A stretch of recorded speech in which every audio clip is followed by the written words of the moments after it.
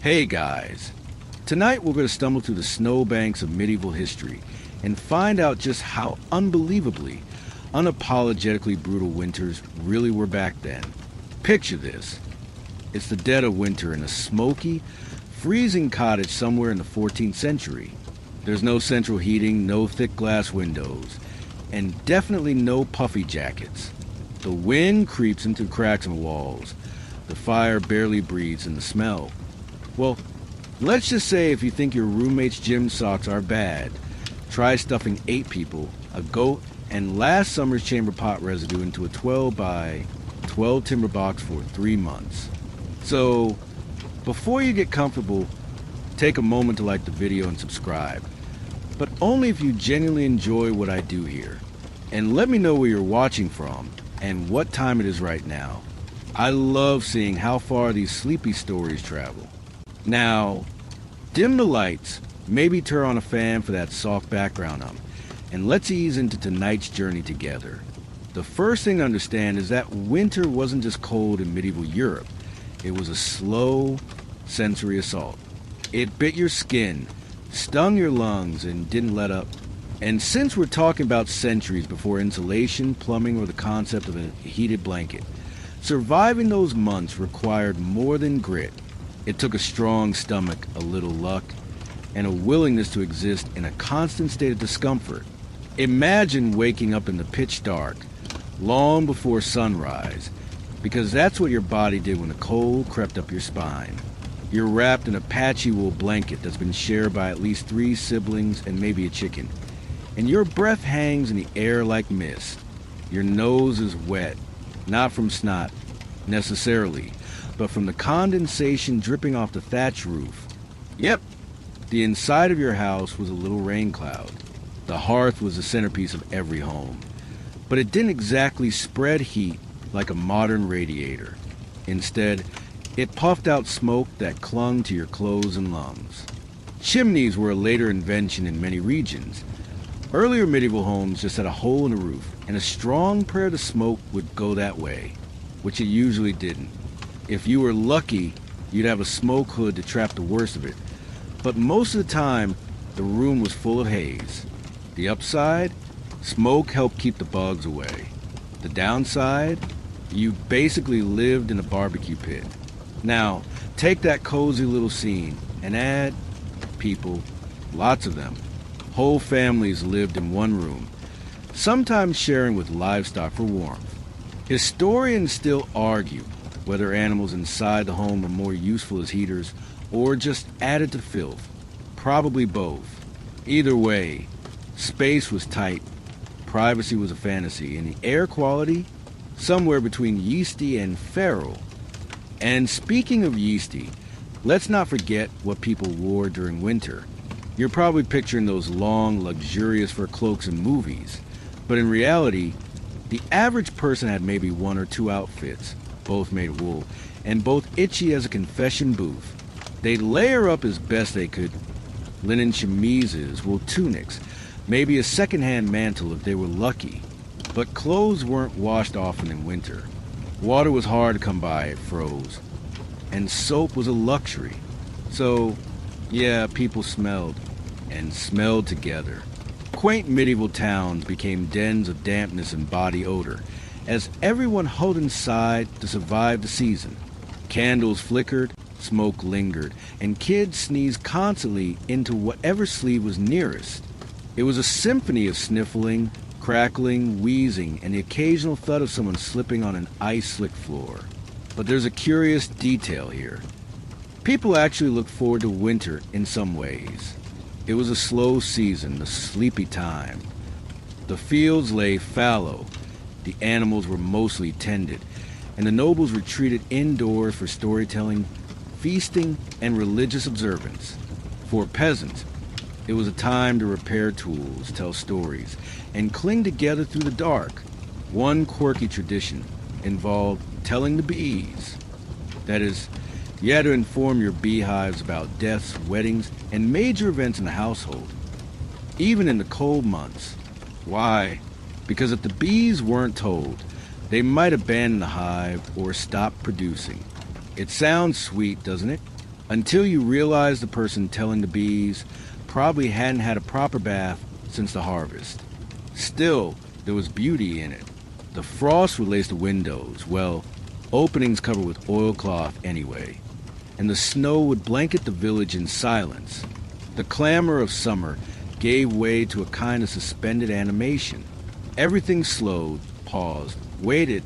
It's easy to romanticize it now, but if you were actually there, your thoughts were probably less about poetry and more like, asterisk, please let my toes make it to February. Asterisk, one mainstream fact worth locking in here. Average winter temperatures during the Middle Ages were notably colder than they are today, especially during what's known as a Little Ice Age, which began around the 14th century. This period brought colder, longer winters and unpredictable harvests. So no, it wasn't just your imagination. If you went back in time, you'd really need an extra pair of socks. And yet, life went on. People adapted in small ways. They banked the hearth fire under ashes to preserve heat. They sealed cracks in the walls with animal dung. Yes, medieval caulking. They ate preserved meats, dried fruits, and root vegetables stored in dirt cellars. They didn't have much, but they had rhythm, tradition, and an astonishing tolerance for hardship. So that's where we begin. Inside that smoky, cramped hut, with the fire barely alive, frost on the blankets, and someone's bare foot shoved a little too close to your ribs. And if you think that's bad, oh, just wait until your only coat gets wet and the river ale turns to slush. Now, let's shuffle out from under that damp, flea-ridden blanket and take a better look at what people actually wore to survive those winters, or more accurately, try to survive in. Because if you thought layering up in the Middle Ages meant slipping into a snug-down parka, think again. It was more like wrapping yourself in every piece of cloth you owned and hoping the wind didn't notice. For most people, staying warm wasn't about comfort. It was about survival. Clothes weren't just fashion. They were armor against the frost. The basics started with linen undergarments, which were rarely washed, stitched by hand, and worn until they fell apart or stiffened into armor their own. Over that went a tunic or kirtle, then maybe another tunic, and then a mantle or cloak if you were lucky. But here's the kicker. Wool was the MVP of medieval winter fashion. Thick, heavy, water-resistant, and itchy as sin. And fur? Fur was a luxury. Sure, we all picture medieval nobles wrapped in sweeping ermine cloaks, looking like Disney villains. But ermine was literally the status symbol of royalty, reserved by sumptuary laws for people of high rank. For the average peasant, you might get sheepskin or squirrel, and you probably have it trapped to squirrel yourself. One fringe tidbit. In some parts of medieval Eastern Europe, people insulated their winter boots with dried moss. Yep, forest floor in your footwear. It was soft, mildly absorbent, and not terrible at keeping the cold out. Just don't step in a stream. Let's not forget the shoes. Oh boy, imagine going through winter in leather soles barely thicker than a tortilla. They were hand-stitched soft-soled and had zero grip. So you slipped a lot, and your toes were pretty much always flirting with frostbite. Some folks stuffed their shoes with hay or wool scraps, a technique that historians still argue whether it helped warmth more than it soaked up sweat. Even nobles weren't immune to the chill. Yes, they had tapestries and heavier cloaks, but their castles were still cold stone boxes. Wealth just meant your cloak had embroidery while you shivered. The irony? Sometimes they wore more clothes than peasants indoors. Why? Because those drafty great halls acted like wind tunnels. Imagine sitting down to dinner with 20 people while your breath fogs over the roast duck. Cozy, right? People got creative. Sleeves were long, ridiculously long, and not just for style. You could tuck your hands inside like built-in mittens. Hoods were pointy and drooped down the back to keep the neck covered. Some hoods even had buttons so you could fasten them into a sort of makeshift balaclava. And don't get me started on the coif, a snug linen cap worn by everyone from infants to monks. It kept your ears from falling off, but also made you look like you were about to perform brain surgery. Now here's the plot twist. All those layers, they weren't actually worn by modern standards. They were better than nothing. And sometimes that's all you got.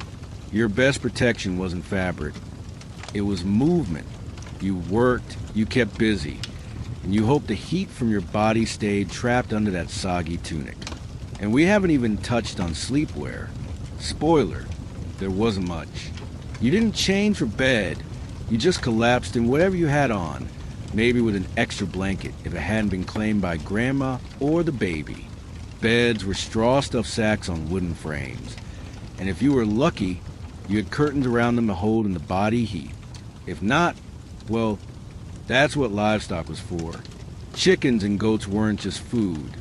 They were foot warmers. So, what happened if you didn't dress right? If you got wet or underdressed, you could slip into hypothermia before realizing it. Medieval people didn't have a word for it, but they recognized the signs, shivering that gave way to confusion, stumbling, and sleepiness.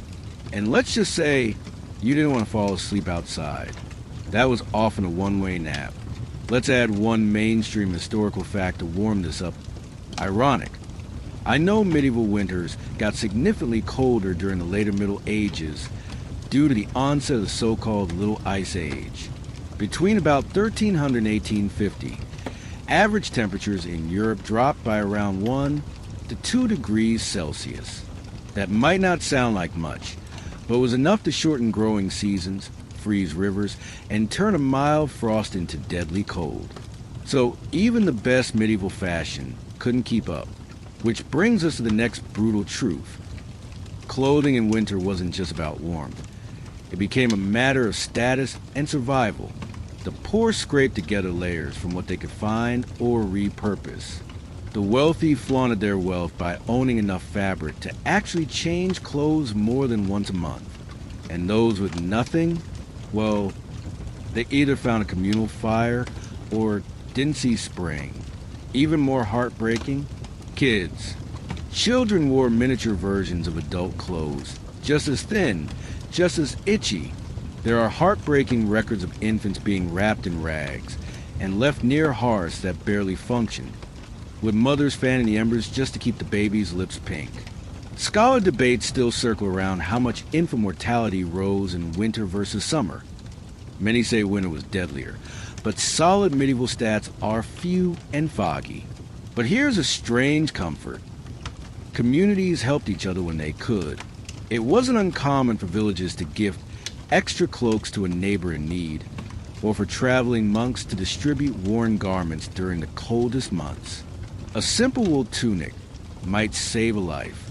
So, in a bleak, snow-covered world where warmth was hard-won, kindness could actually be the warmest thing around. Still, no amount of coifs, cloaks, or compassion could stop the wind from whistling through the walls. And just wait till you see where they actually lived. So now that we're sufficiently wrapped in squirrel fur and moss-stuffed shoes, let's take a step inside the places medieval people actually lived. And I use the term inside very generously. Because the truth is, whether you were a peasant in a timber-framed hovel or a noble in a mighty stone castle, your home was more like a glorified wind tunnel with furniture. Let's start low on the ladder. Picture a thatched roof cottage huddled at the edge of a village. The walls made of wattle and daub. Basically, woven sticks packed with a delightful mixture of mud, straw, and manure. The floor? Dirt. Sometimes compacted clay if they were fancy. Insulation? That would be whatever you could shove into cracks. More mud, rags, dried moss, or again, dung. Now this is important. Houses leaked. Wind, water, rats, whatever the season blew in. It was not uncommon to wake up with a layer of frost inside your home, clinging to the walls or your blanket. Imagine reaching for your shoes in the morning only to find them stiff with ice, or finding icicles forming on your mug of ale. Honestly, the beer couldn't catch a break in winter. Here's a quirky detail.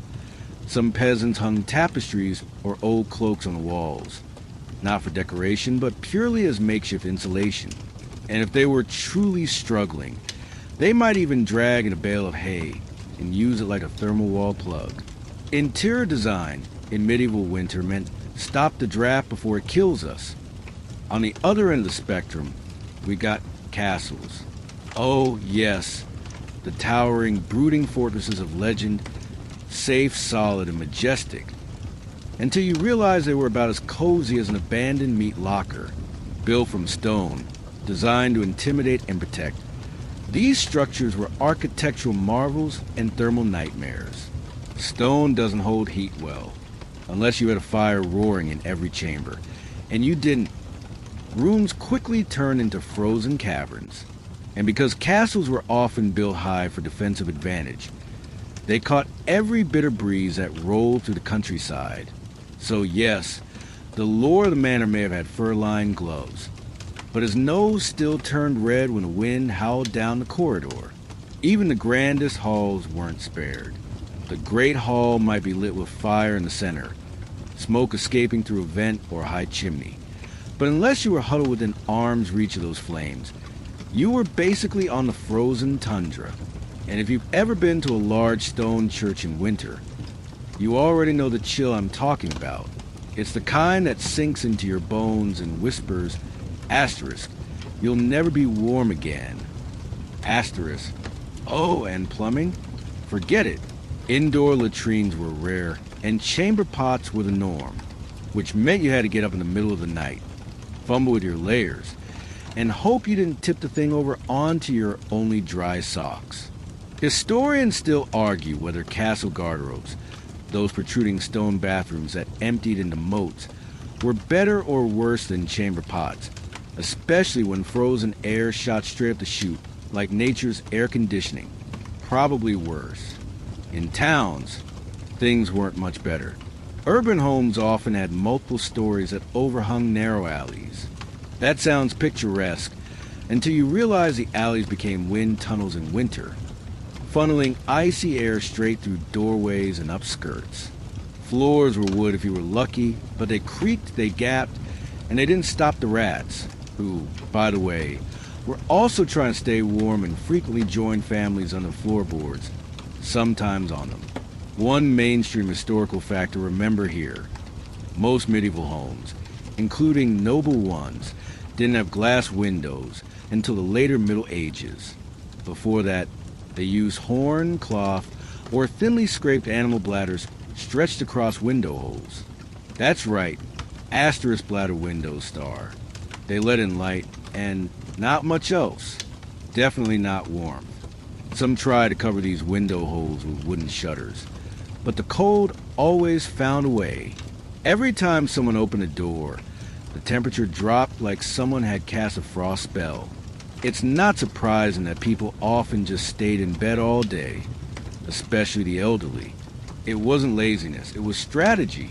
Beds, if you had one, were heat traps. People even slept sitting up, bundled with others, to preserve warmth. That brings us to the classic everyone slept together situation. Families often shared a single bed or several in one room. Not necessarily romantic, just practical. Body heat was precious. A small family might all pile in under heavy woolen covers or animal hides, leaving only noses peeking out. A bit cramped? Sure, but at least you weren't freezing alone. Still, even with all the cuddling, dung-filled insulation, and multiple layers, staying warm was never guaranteed. Sudden snowstorms, ice buildup, and bone-chilling dampness meant constant threats. People sometimes burned peat or dried animal dung when firewood ran low, which stank to high heaven but kept the fire alive. Fun and kind of disgusting fringe tidbit. In some places, it was customary to use stale urine as a cleaning agent and, bizarrely, a kind of anti-freeze treatment for hides. Medieval life really said, if it comes out of a body, we're going to find a second use for it. Despite all the ingenuity, medieval homes, noble or not, were just not built for comfort.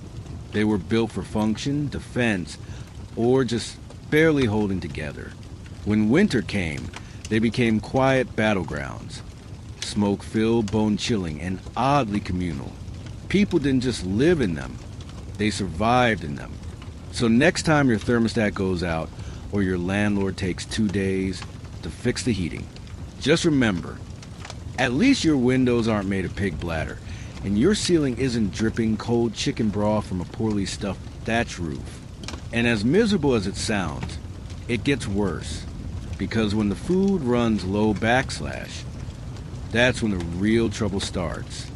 Ah yes, food. Or, more accurately in medieval winters, the lack thereof.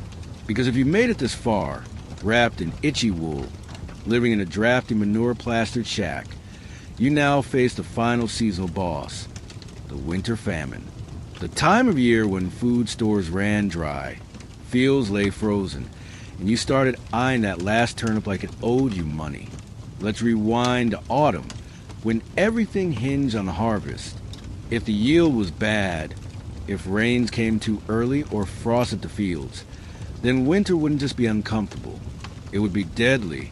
People didn't have freezers, canned goods, or a handy Tesco around the corner. They relied on salted meat, dried legumes, root vegetables, and hard-as-rock bread baked months in advance. Think of a pantry. That barely lasts till February. The hungry season had a name, the famine months. January to April was a medieval version of food limbo, and for peasants, it could feel like a slow starvation. Grain supplies were rationed. Livestock were slaughtered before winter to avoid feeding them, and the meat was salted, smoked, or dried for later, though by late winter, it might be wormy, moldy, or just gone. One mainstream historical fact here. In the harsh winter of 1315, after relentless rains ruined crops across Europe, the Great Famine began. It lasted nearly 3 years. People ate bark, dead animals, and reportedly, brace yourself, asterisk the bodies of executed criminals star. Whether all those cannibalism stories are true.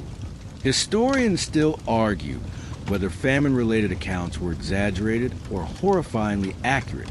And if you think nobles were safe, not so fast. They weren't lining up for peasant soup kitchens, sure, but even their lavish pantries could run dry. Trade slowed during winter. Roads were blocked, rivers froze, and transporting luxury goods was a nightmare. So yes, the Duke of whatever might still host a feast, but by late February, the bowl with plums might become stringy chicken with a prayer. Now, picture this. A village elder cracks open a granary, and the grain inside is riddled with rot or weevils. You sift through it, separating the worms from a meal with numb fingers, wondering if you'll get sick. But you cook it anyway. Hunger is louder than disgust. Let's take a detour into one of those fringe tidbits that makes you grateful for modern life. People made bread from tree bark. Birch bark was ground into a flour substitute when grain was scarce. It wasn't tasty. It wasn't healthy. But it filled your belly just enough to silence the growling. It also probably tasted like eating a paperback book dipped in smoke.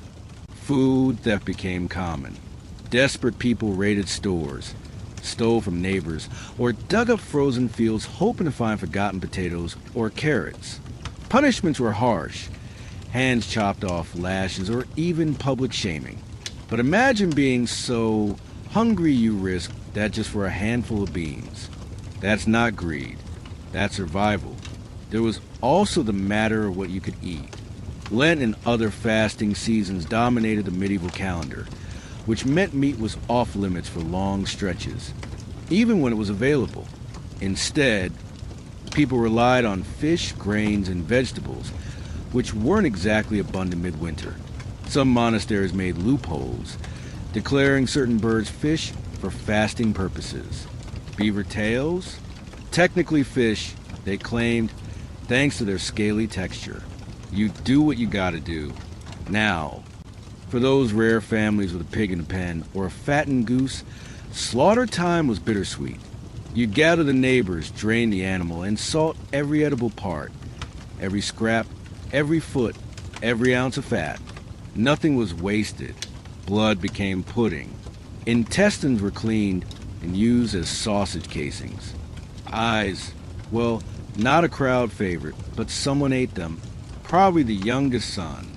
And the cooking? You had one pot over fire. No stove, no oven dial.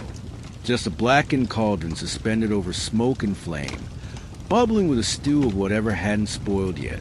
Onion, turnip, cabbage, maybe a shred of pork if it was a feast day. That pot never really got cleaned. It just simmered perpetually, absorbing flavor and probably some bacteria. Think of it like a medieval crock pot with tetanus. Even the drink wasn't safe. Ale and beer were common, partly because water could be contaminated, but fermentation stalled in extreme cold. So, in winter, your mug of cheer might taste like flat disappointment. Sometimes small beer, basically medieval Gatorade, was all that kept people hydrated. Children drank it. Nuns drank it. Probably even the goats drank it. Monasteries and churches, to their credit, did offer food relief.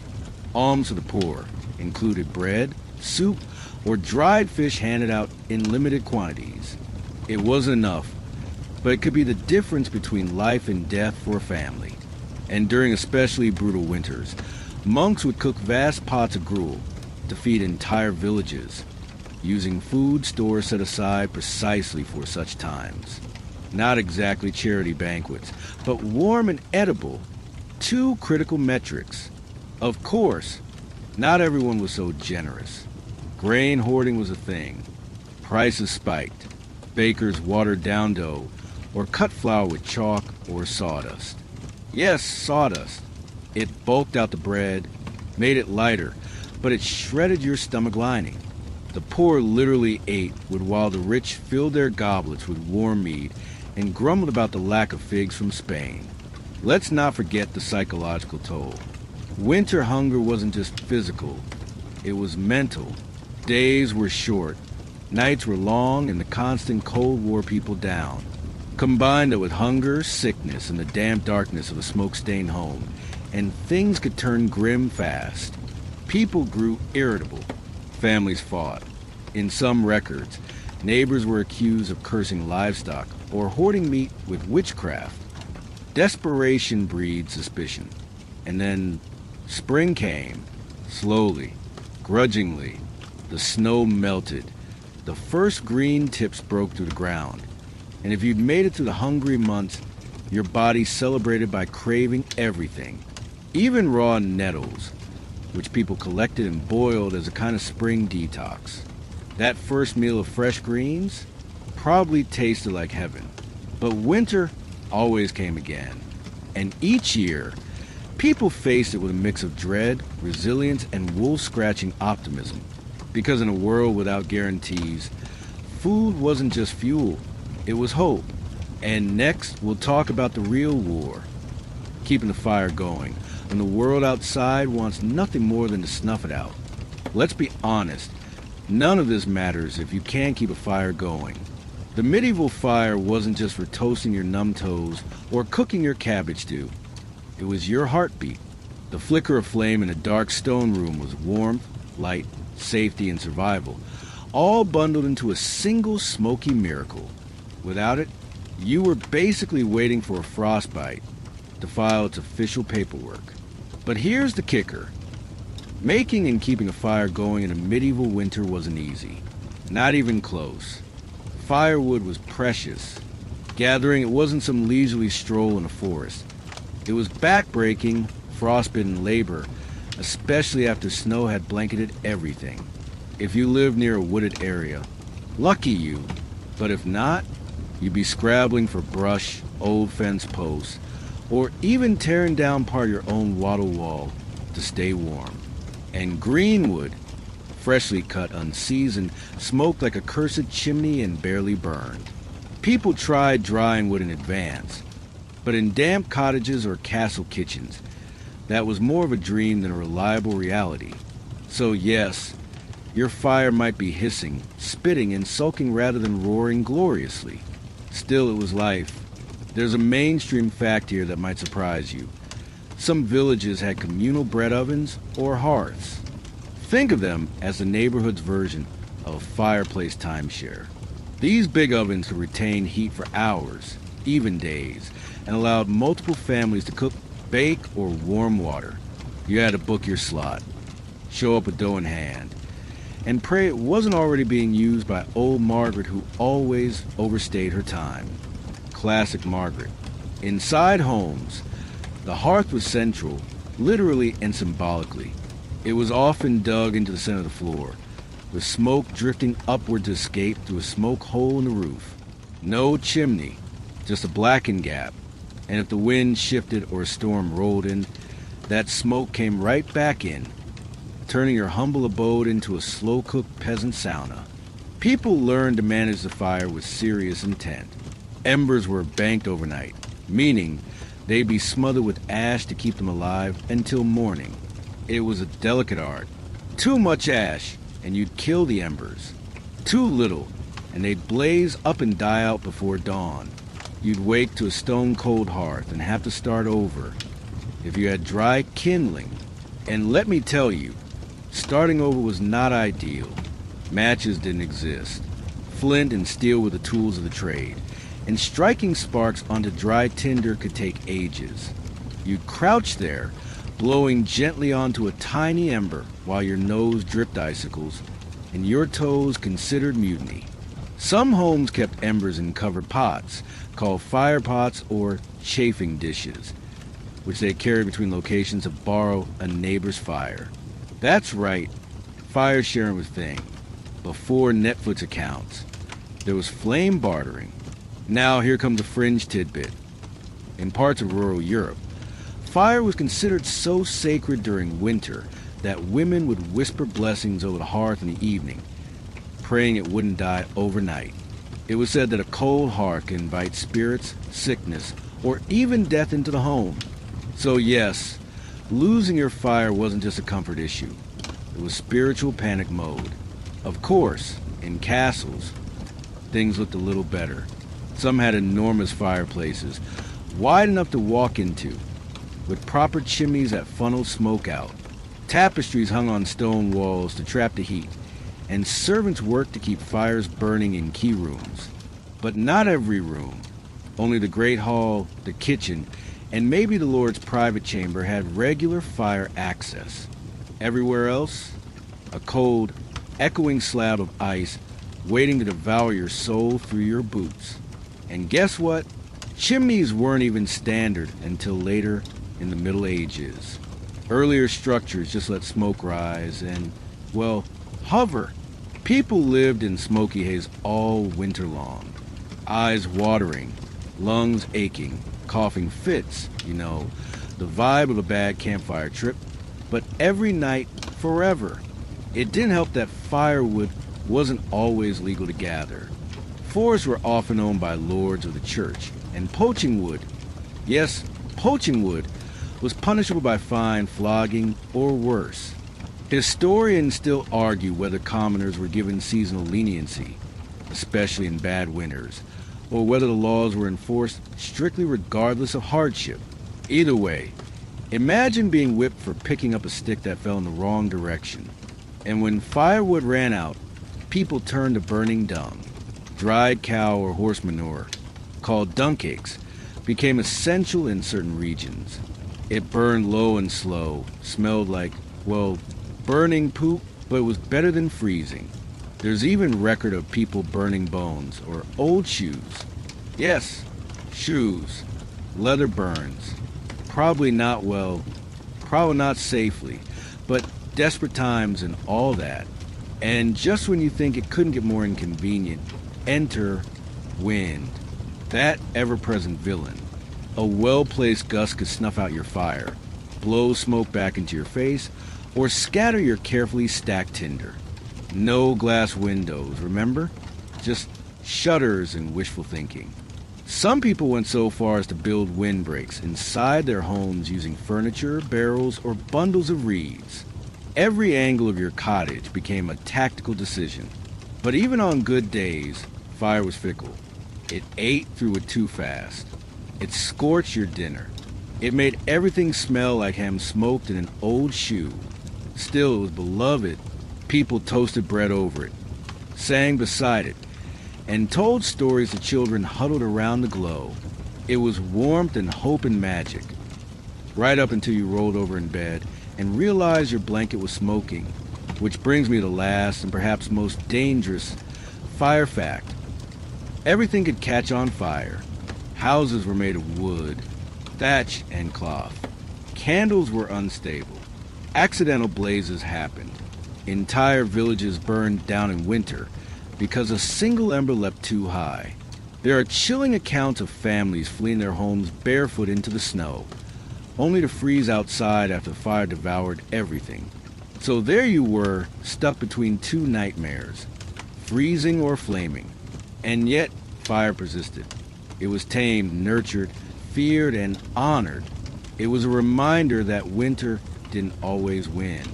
That even in the darkest season, a little heat, if fiercely protected, could push back against the cold. Next up, though, let's talk about the delightful little bonus level winter added to your misery, getting sick. Because medieval medicine and a runny nose, that's a whole separate tragedy. So, you got your scratchy wool tunic, a thin fire you bribed a neighbor to borrow, and maybe 3 turnips rattling around in your stomach like dice. Life's tolerable, right? Until you sneeze. Now, in a modern world, that's a mild annoyance. Maybe you mutter about allergies or blame the air conditioning. But in a medieval winter, that single sneeze could be the opening act to a grand, snot-filled, body-aching catastrophe.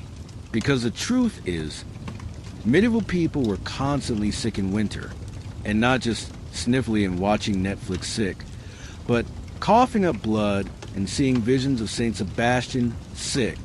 The cold season was when disease set in like an unwanted house guest, and stayed well past Lent. Let's begin with the obvious, cold itself. While cold temperatures don't cause illness, they create the perfect setting for sickness to thrive. Cramped quarters, smoky air, and poor hygiene? Welcome to the medieval recipe for respiratory disease. Without proper ventilation or insulation, you breathed in cold dampness by day and wood smoke by night. Your lungs hated you. Children wheezed. Old folks coughed themselves into oblivion. The winter consumption was so common, people barely questioned it. Here's your mainstream fact.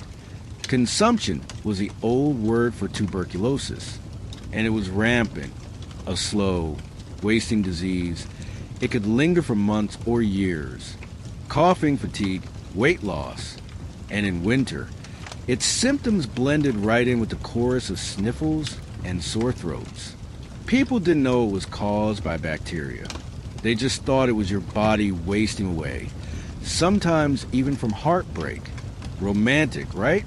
Tragic and poetic. Until it's your neighbor hacking up blood over your drying laundry.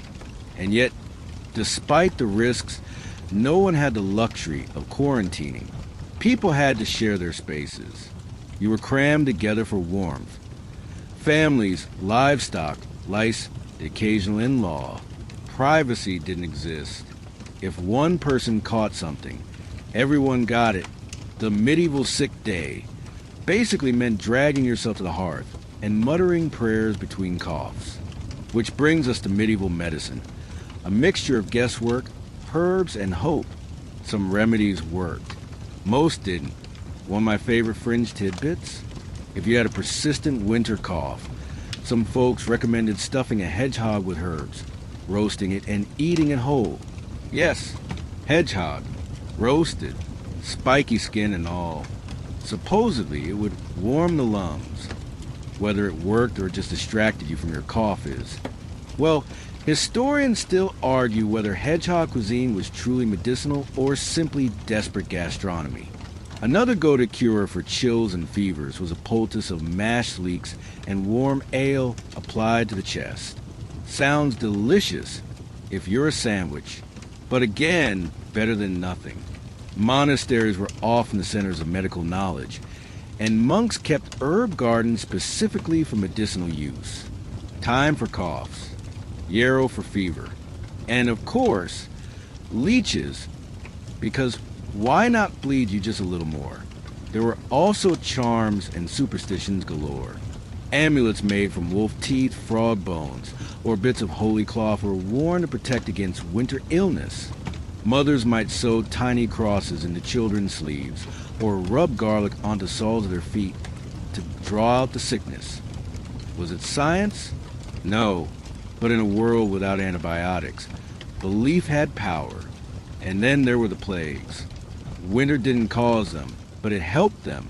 Rats and fleas, the darling couriers of death, crept indoors to escape the chill, and they brought disease. While the infamous Black Death is more associated with warmer months, winter outbreaks weren't rare. In some towns, they even burned herbs in the streets, trying to cleanse the air. Spoiler alert, it didn't work. Let's zoom in on children for a second. Winter was especially cruel to them. With weaker immune systems and smaller bodies, they were highly vulnerable. One chilling record from 14th century France describes an entire village losing over half its infants during a single winter. Causes? Malnutrition, cold, fevers, whooping cough, and probably a lack of hedgehog stew. And still, life carried on. Villagers helped each other when they could.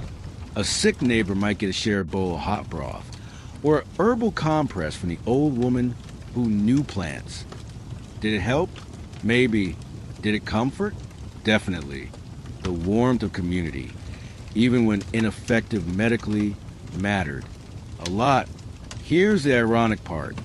Some of the things people did to stay healthy actually made them sicker.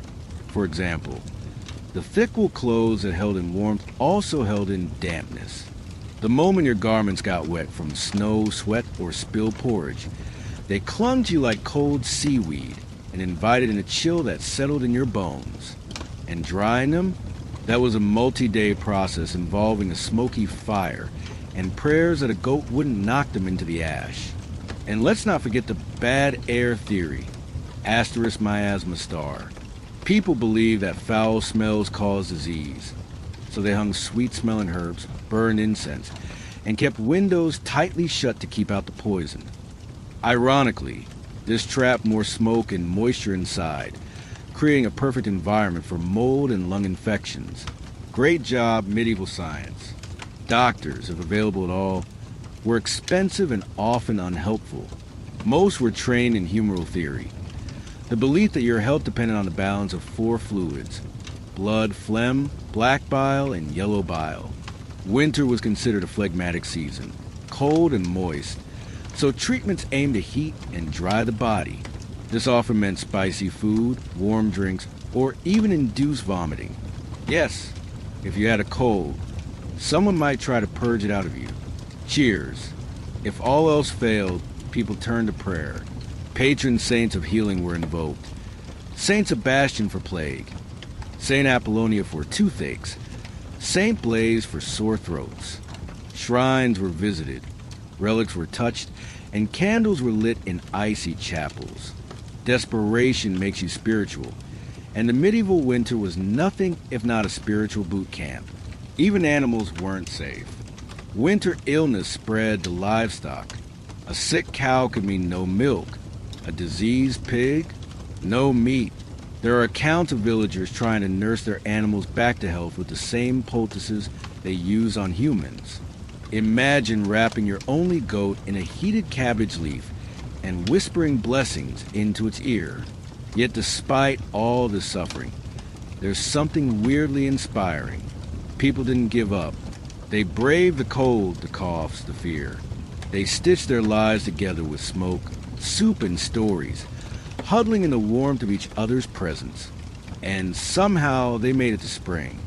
Let's pause the wheezing, the hedgehog roasting, and the frostbite for a second, because now we're talking about something arguably more unbearable than physical suffering, mind-numbing boredom. Imagine it. You're stuck in a one-room hut with 6 other people, half of them coughing, the other half playing with a lice comb like it's a fidget toy. There's no Wi-Fi, no TikTok, no doom-scrolling weather apps to tell you it's going to snow for the next 11 days.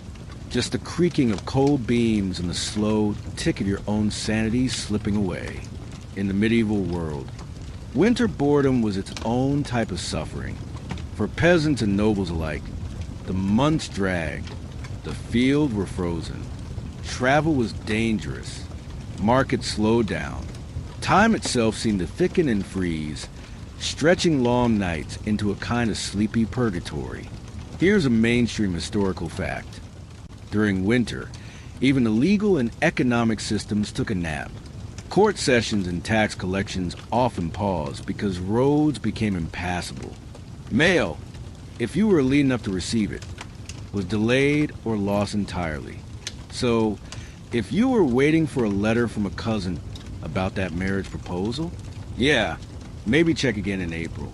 And yes, the peasants still had chores, tending animals, repairing tools, spinning wool, but without the demand of planting or harvesting.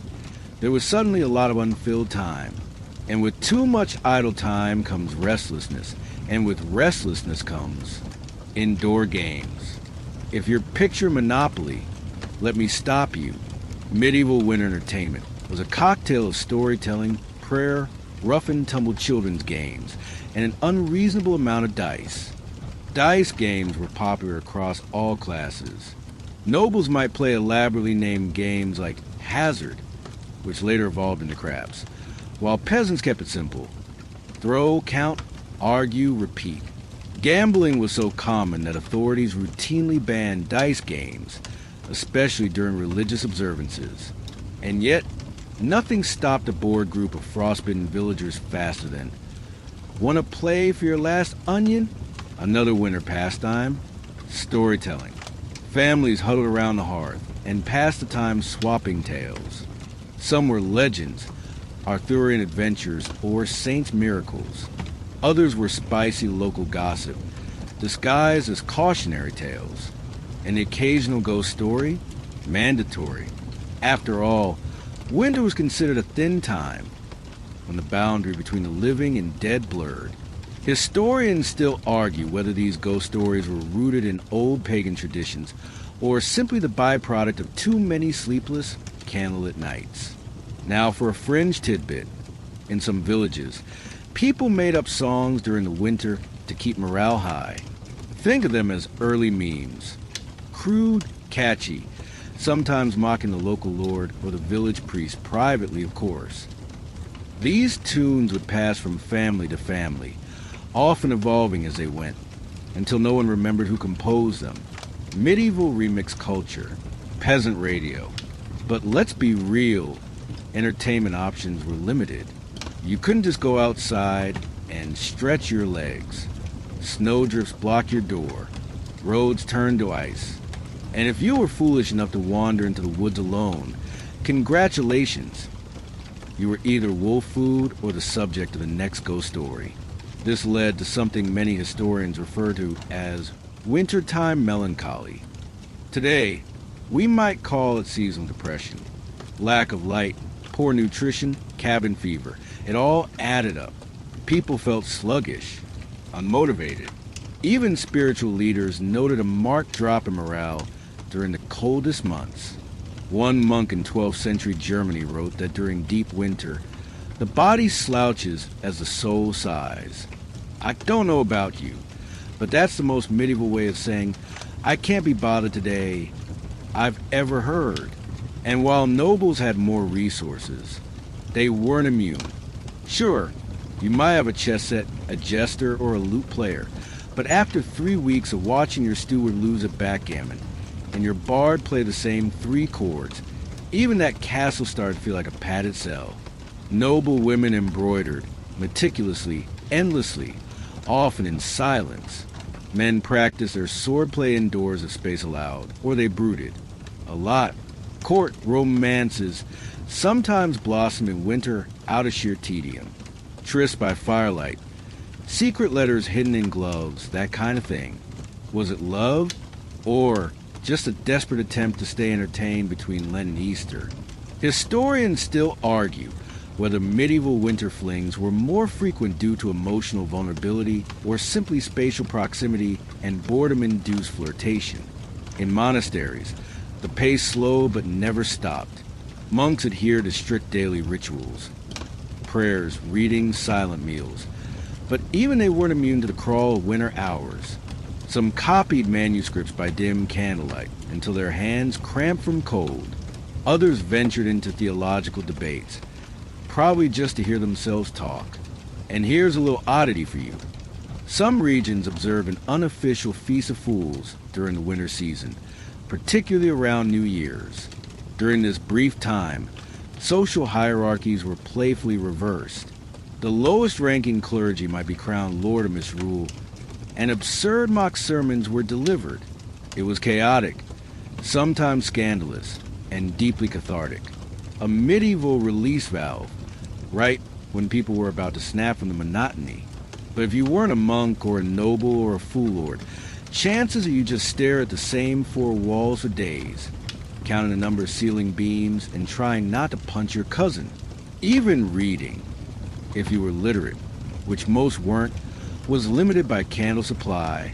Candles were expensive. Tallow ones smelled terrible.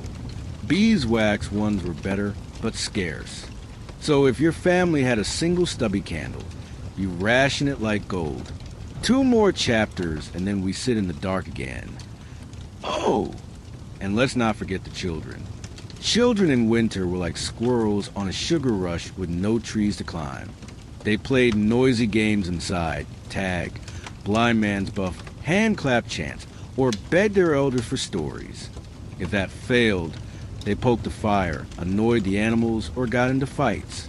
Some parents kept kids busy with craft tasks, carding wool, shelling peas, braiding straw. Others just prayed they were themselves out by sunset. Despite all this, winter did have its quiet joys. The rare, clear day when snow glittered and you could walk without freezing. The sound of your neighbor playing a cracked fiddle 2 doors down. The smell of spiced ale warming over the fire.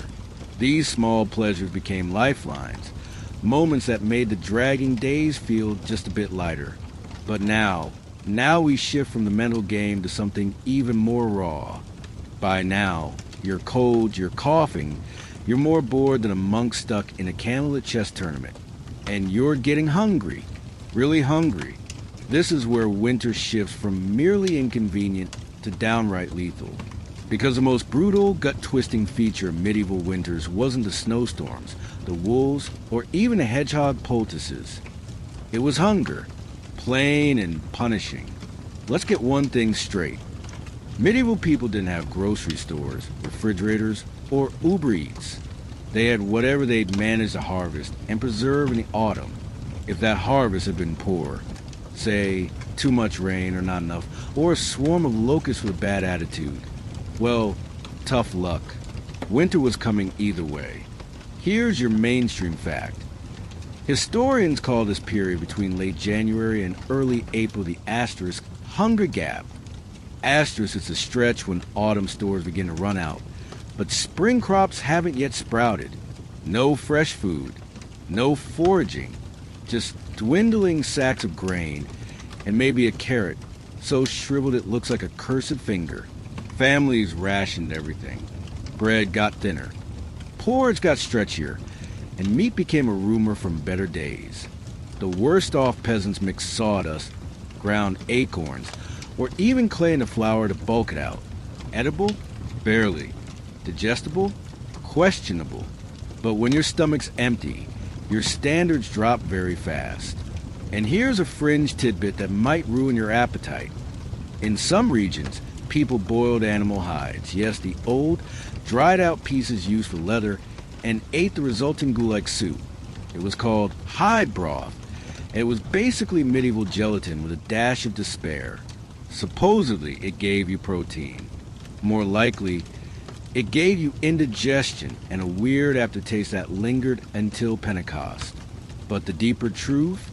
Hunger didn't just affect your body, it messed with your mind. Desperation fogged the brain. People became irritable. Paranoia crept in. There are records of villagers accusing each other hoarding or stealing food.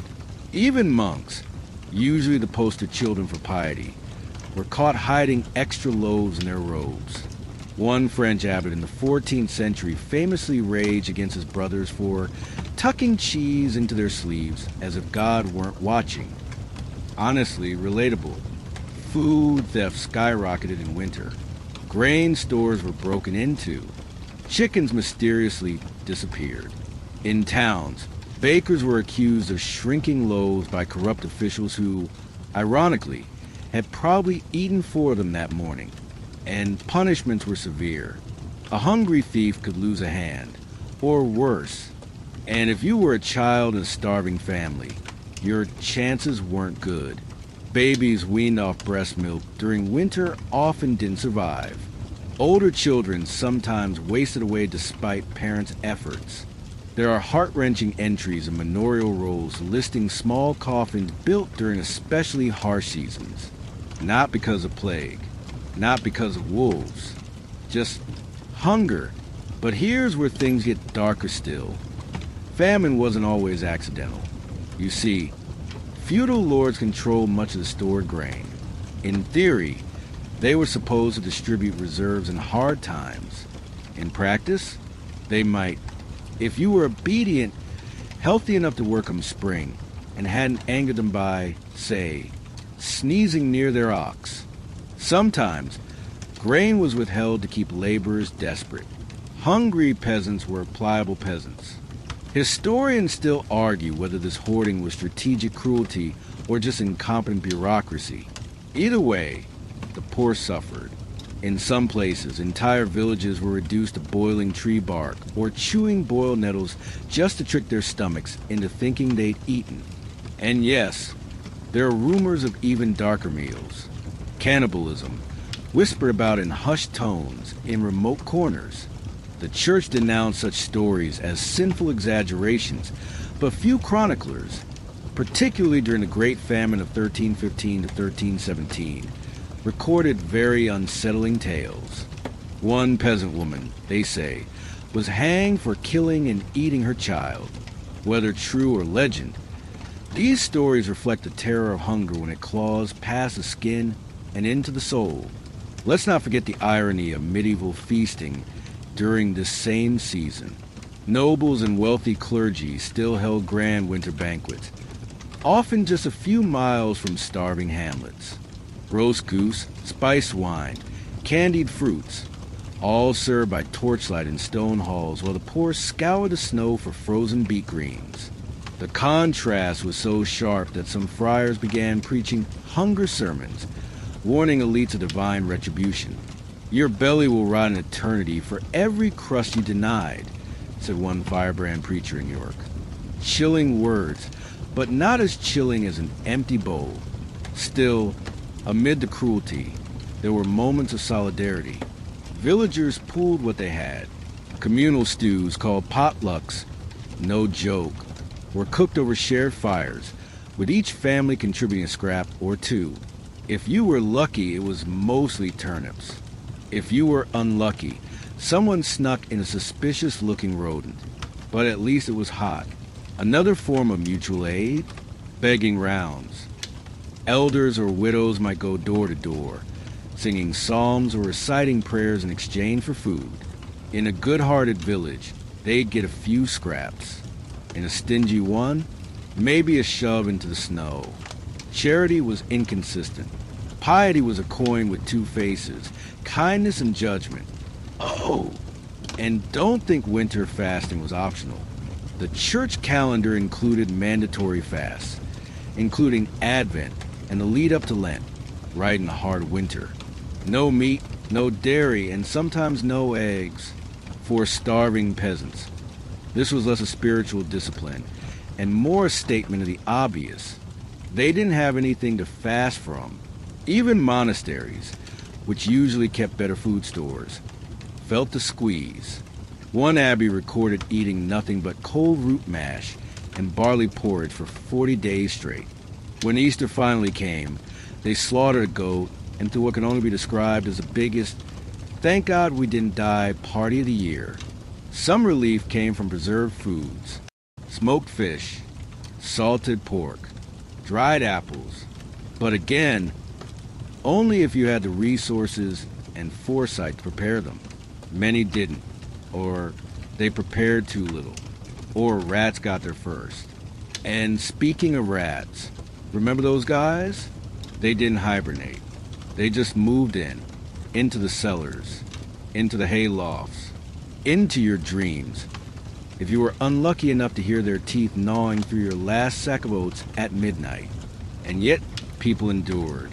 Somehow, they endured on grit, on prayer, on a few blessed bites of stew. They watched the snow fall and told themselves spring was coming. They whispered to their children to hang on just a little longer, that soon the earth would soften and the green shoots would come again.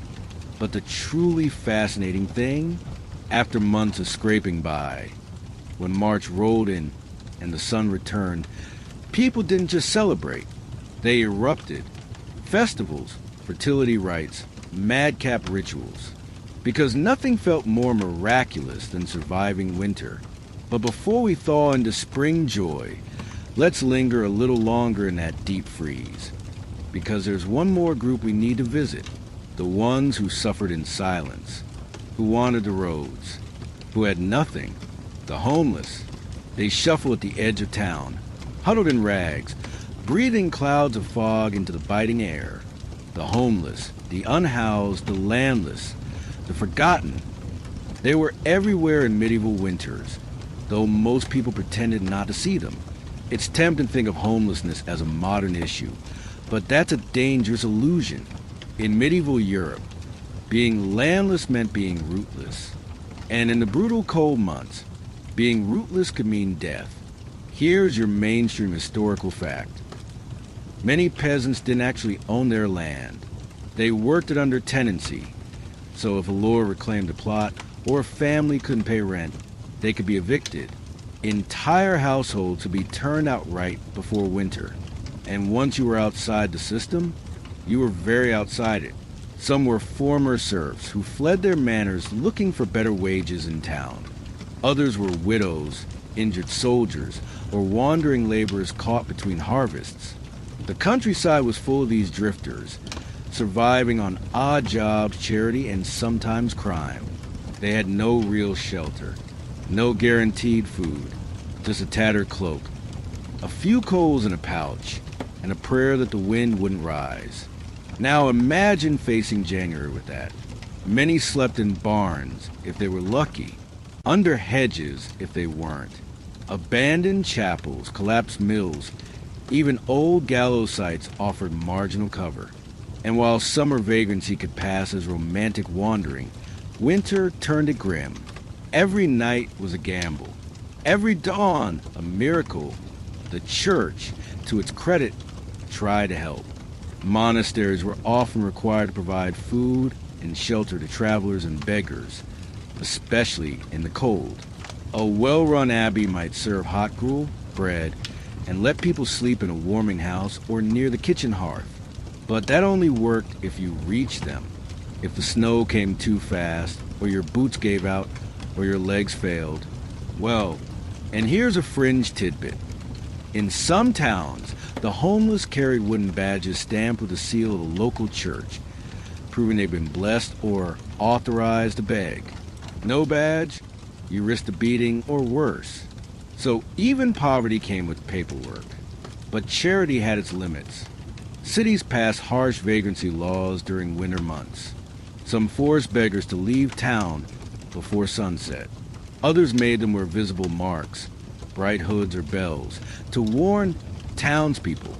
In one German town, vagrants were whipped at the gate and told not to return until spring, because nothing says holiday spirit like a frosty flogging. Even those who wanted to help faced limits. Villagers barely had enough of their own families. Monasteries could only stretch their larders so far. During famines, some shut their doors entirely. God helps those who help themselves, became less a proverb and more an excuse. And here's where things turn philosophical. Historians still argue whether medieval people saw the homeless as tragic victims or divine punishment in rags. The prevailing belief was that poverty had a moral lesson. Beggars were seen as Christ-like figures in suffering, or as lazy sinners who deserved their fate. Depends who you ask. A saint might wash a leper's feet in winter. A baron might dump a bucket of slush on one's head. This moral confusion created a strange blend of pity and fear. Children were warned not to speak to the wilder men who wandered into town, especially in snow. Not because they were dangerous, but because they looked like ghosts, long-bearded, hollow-eyed, wrapped in burlap and snowmelt. Living reminders that fortune was fragile. And it's worth saying many of the homeless were women, widows, cast out once their husbands died, unmarried women deemed burdens by their families, even single mothers who'd been abandoned. One French bishop noted in his winter journal that the lanes are haunted by silent women, clutching babes, too weak to weep. That line stuck with me. Too weak to weep. You don't forget that. Some turned to begging, others to petty crime. A few, very few, found refuge in convents, where nuns took in women under the guise of reformation. But these shelters were few, and the cold didn't care for titles. Whether nun or thief, once the frost took hold, your body went numb just the same. Still, even among the homeless, there were networks. People shared scraps, warned each other of cruel towns or generous abbeys, huddled together in ditches for warmth. And when one of them didn't wake up in the morning, the others tried, really tried, to give a burial, even if it was shallow, even if it was just a whispered prayer. There are records of such burials.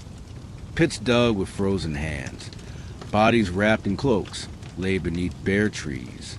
No names, just another casualty of the cold. But not all hope froze with the bodies. Some homeless people formed winter bands, not musical groups, but loose communities. They scavenged together, protected one another from wild animals or violent guards. Some even held territory, like makeshift camps near frozen riverbanks or the lee side of city walls. Shared fires, shared food, shared stories. A kind of rough brotherhood, born not from choice, but necessity. And yes, sometimes those bands became outlaw groups, robbing travelers, raiding food carts. It was survival, not villainy, or maybe both. Historians still argue whether these winter outlaws were dangerous criminals or desperate casualties of a rigged system. Me, I think they were both. Complexity doesn't melt in the snow. And you might wonder, where were the kings? The bishops? The landlords? Surely someone did something. Occasionally, a noble would sponsor a soup kitchen or throw a midwinter feast for the poor. But these were gestures, publicity stunts, even. The structure remained the same. Those inside the walls survived. Those outside hoped spring would come before they froze. Yet despite all this, the homeless found moments of dignity. They sang. They told jokes. They traded riddles. One chronicler noted that a blind beggar in London made better rhymes than half the court poets. The streets have always had their own kind of poetry, even when the frost bites. And on rare occasions, asterisk very asterisk rare, a homeless person made it through the winter, found a job, got a corner of land and rose, not to wealth, but to warmth. That was enough. And maybe that's the truth at the heart of medieval winters. It wasn't the grandeur or the violence or the wolves. It was a quiet struggle, the inch-by-inch fight to survive another sunrise, whether you had a hearth or just hope. Next, we turn from the shadows back into the flicker of light, because even in the bleakest midwinter, people celebrated. Not just Christmas, but a whole patchwork of feasts, fires, and frolic that defied the cold. Let's open that frost-covered door and step into the glow of medieval winter festivities. And just like that, a crack of light in the frost. Because believe it or not, amid all the misery, medieval people celebrated winter. Loudly, colorfully, often drunkenly. You might think, how did they party when half of them were freezing or starving? And the answer is beautifully human. Because they were freezing and starving. When everything else was bleak, celebration became defiance. A middle finger to the frost, if you will, wrapped in holly and soaked in ale. Now, here's our mainstream fact.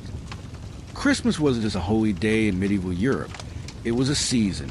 A full 12 days of feasting, pageantry, and absolutely bonkers traditions, beginning on December 25th and ending at Epiphany.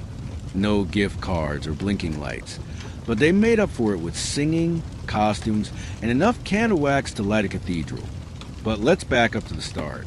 Advent, the 4 weeks before Christmas, was supposed to be a time of fasting and reflection, which, for the poor, just meant continuing their usual menu of boiled roots and spiritual dread. But once Christmas Eve hit, boom! The church bells rang, and suddenly all that tension burst into full-on celebration. Tables groaned with whatever people had managed to save. A goose, if you were lucky. A salted fish, if you weren't. Spiced wine, dried fruit, gingerbread made with real ginger, if you had connections. For a brief window, even peasants forgot the gnawing cold and ate like lords, because in some households, they were lords. Here's the quirky tidbit. In some regions, during the Feast of Fools or the Feast of the Ass, roles were reversed. Servants became masters, priests dressed as jesters, children ran the household. It was wild. One bishop from Rouen grumbled that he'd had to hear confessions dressed as a donkey while being pelted with sweet rolls. Festive? Very. Theologically sound? Debatable. And that's just one tradition. There was also Yule, the older, pagan-rooted celebration tied to the winter solstice. In Scandinavian countries and parts of northern England, you'd burn a massive Yule log, a tree trunk so big it might last for days on the hearth. People danced around it, drank to its embers, and told ghost stories by its light. If the Yule log burned cleanly and brightly, it was seen as a good omen for the year to come. And let's talk wassailing. Wassail wasn't just a warm, spiced drink. It was a tradition. Groups would go door to door singing, offering blessings and expecting food or drink in return. Like caroling, but with higher stakes and more cider. If you didn't reward them, they might curse your orchard or your livestock. So yes, technically it was musical extortion, but very charming. And while historians still argue whether wassailing originated in pagan crop rituals or medieval mischief-making, one thing's clear. It brought warmth to the streets. Even the poor could join in. A song, a mug of hot ale, a bite of meat, and for a few hours, the frost and wind. But the wildest winter tradition? Hands down, the Lord of Misrule. This temporary ruler, usually a peasant or jester, was appointed to oversee holiday chaos. He or she, in a few saucy convents, led mock courts, declared silly laws, all men must wear their shirts backward, and punished rule-breaking with humorous sentences, like dancing until you collapsed or kissing the cook's elbow. This was socially sanctioned disorder, and people loved it. And yes, it occasionally got out of hand. In 15th century London, the Lord of Misrule allegedly staged a fake execution in the town square, and the mayor banned the tradition for 10 years. But most of the time, it was harmless mayhem, a kind of pressure release valve for a society locked in hierarchy the rest of the year. Let's not forget Twelfth Night, the grand finale. It involved even more food, more music, and a special 12th cake baked with bean inside. Whoever found the bean in their slice became the king or queen of the night. Doesn't matter if you were a blacksmith or a barmaid. If you got the bean, you ruled the party. The medieval version of winning the karaoke contest at a New Year's bash. But it wasn't all revelry.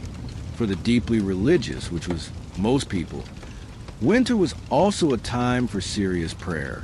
Candlemas Epiphany and the Feast of St. Stephen, December 26th, were opportunities to reflect on suffering, light candles for the dead, and consider the long, hard road to spring. The cold made mortality feel closer, after all, and even during the wildest feasts, someone always whispered a prayer for those who didn't make it to the table. Speaking of tables, those lucky enough to have firewood turned winter meals into sacred events. Families sat close, blessing each bite, sometimes placing an extra spoon or chair at the hearth for the Christ child or a wandering soul. In some villages, leaving a bit of food out for spirits or ancestors was common, not because they expected a ghost to snack, but because it showed they remembered. And in more isolated corners, especially in the highlands or deep woods of Europe, older solstice customs still clung to life. Bonfires warded off evil. People made wreaths of ivy and holly to keep spirits out. Children heard tales of the Krampus, Gryla, or other winter monsters who punished the wicked, not with coal, but with sacks and sticks. These were not bedtime stories. These were survival myths wrapped in pine boughs. Now, not everyone approved of all this revelry. Some reform-minded clergy scolded the Lord of Misrule and his followers for mocking God's order. Others were more relaxed. One abbot reportedly joined a costume feast as Father Ailbarrow, complete with a staff topped by a wine jug. Honestly, iconic. The church walked a fine line between allowing joy and maintaining reverence. They knew people needed warmth, not just from fires, but from each other. And winter celebrations did exactly that. They brought communities together in song, in laughter, in shared absurdity.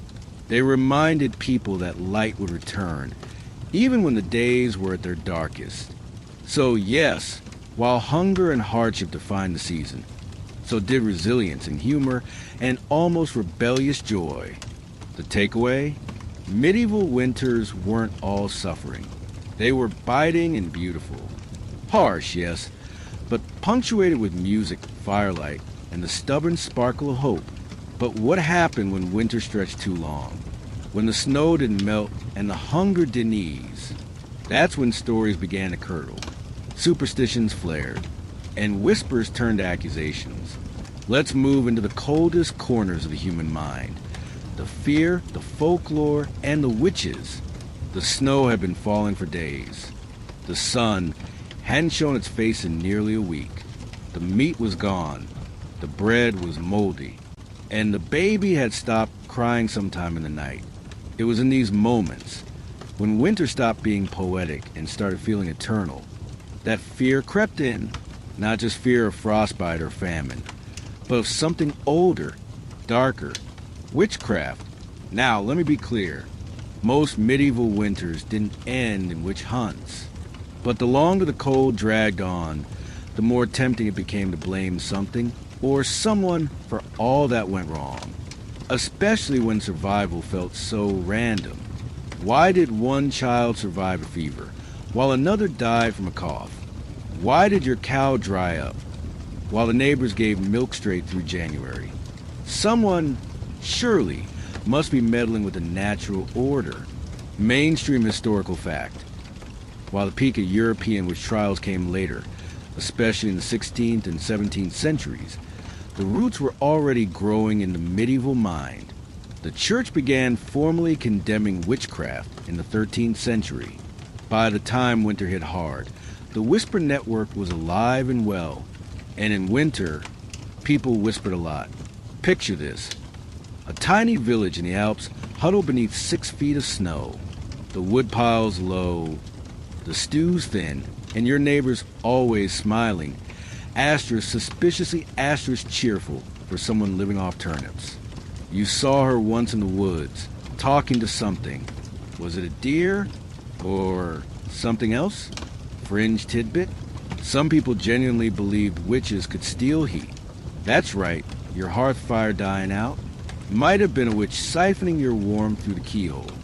If your toes went numb despite the blaze, someone might have hexed your socks. And if your butter wouldn't churn in January, witches again. Apparently, they hated dairy. There were even specific winter spells people feared. In some Norse legends, witches could knot the wind into cords. Sailors would buy these twisted ropes and release a knot to summon wind, or a blizzard. Cut the wrong cord, and you'd curse your entire village to a week of snow and sleet. Imagine explaining that to the local bishop. Historians still argue whether these fears were genuine or just scapegoating. A convenient way to explain bad luck in a cruel season. Probably both. And once a village got it in their head that someone was the cause of their suffering, the results could be devastating. Punishments varied. Sometimes it was just exile, being forced to leave the village and survive the wild alone. Other times, it was far worse. Accusations could turn deadly. Even without a formal trial, the idea that someone might curse your bread, sour your wine, or call wolves to your door was enough to justify violence. And yes, while most accused witches were women, especially older, unmarried ones, it wasn't exclusive. Men were accused too, especially if they practiced herbal medicine or held unpopular opinions. Anyone too different, too clever, or too lucky became suspect when the snow piled high. The psychology makes sense. Winter stripped everything down. It took away comfort, noise, and routine. With nothing to distract them, people stared at shadows. And if those shadows moved, well, best to have someone to blame. And yet, there was another layer. Because alongside the fear, winter was also a time of magic. Not all witches were feared. Some were sought out. Midwives, healers, and herbalists, often women, were called upon to treat frostbite, ease childbirth, or create potions to ward off illness. These cunning folk were often respected until they weren't. One wrong cure, and the same hand that prays you might be tying you to a post. Still, people whisper their names in secret, left offerings of bread or milk on snowy thresholds. Not out of fear necessarily, but out of hope. Maybe they knew the right charm to warm a dying child, or a prayer to keep the wolves from howling. In a world of endless winter, even false hope felt warmer than none. And let's not pretend everyone hated the dark. For some, winter was a sacred time. Solitude brought visions. Cold sharpened the senses. Folk tales speak of women who dreamed the future when the frost settled on the thatch, of men who walked into the woods on the longest night and returned with songs no one had ever heard. And not all winter spirits were evil. In Germanic lore, Frau Perkta wandered the snowy forest during the 12 nights of Christmas. She rewarded the diligent and punished the lazy, sewed gifts into the socks of children who behaved, slit the bellies of those who hadn't. Yes, bit of mixed review there. Historians still argue whether Perkta was a benevolent winter goddess or a cautionary tale in petticoats. I say, why not both? In the Alps, Krampus stalked the shadows, dragging chains and punishing naughty children. Parents, ever practical, used the legend to encourage chores. Feed the goats, or Krampus will eat you instead. Real motivational material. And further north, some whispered a Huldafolk, hidden folk, who lived beneath snowbanks and drifted woods. They might help you find firewood or lead you off a cliff. Depends on your manners. All these tales had one thing in common. Winter made the veil thinner. The line between the natural and supernatural blurred. People believed this deeply. Maybe they had to. When nature becomes hostile, it's easier to survive if you believe something is watching, something with rules. If you could just light the right candle, say the right charm, avoid stepping on that crooked root, you might make it to spring. So yes, winter brought out suspicion, but it also nurtured stories, community, even a kind of shared superstition that glued villages together. If we're all afraid of the same thing, maybe we'll huddle closer. One final thought. There are records, scraps in abbey ledgers, notes from scribes, of communities who survived entire winters with no deaths, no frostbite, no hunger. They attributed this not to luck, but to some wise woman in the village, a healer, a midwife, a witch, perhaps. And when spring came, they brought her gifts, bread, honey, cloth, not in worship, but in thanks, because maybe, just maybe, she knew one more secret than the rest of us. But for every village that revered its magic, there were others who turned to fire and accusation. As the snow thickened, so did suspicion. Let's step now into the psychological toll of these long, brutal seasons. What happened when people broke? What did it look like when the frost crept not just into the bones, but into the mind? Silence. Not the cozy kind you find under a thick duvet with rain tapping the windows.